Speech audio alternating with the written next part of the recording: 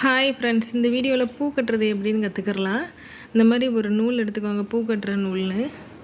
இதில் மேலே 2 கீழே 2 பூ இந்த மாதிரி நீங்கள் வச்சுட்டு நூல் மேலே வச்சுக்கோங்க.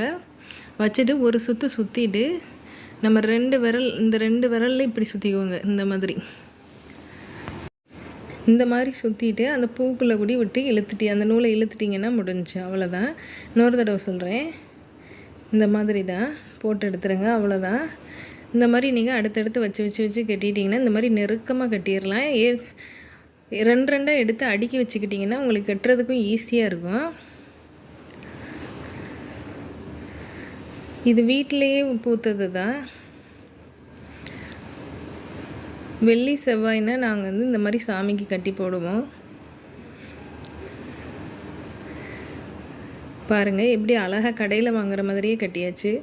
தேங்க்யூ ஃபார் வாட்சிங் ஃப்ரெண்ட்ஸ்.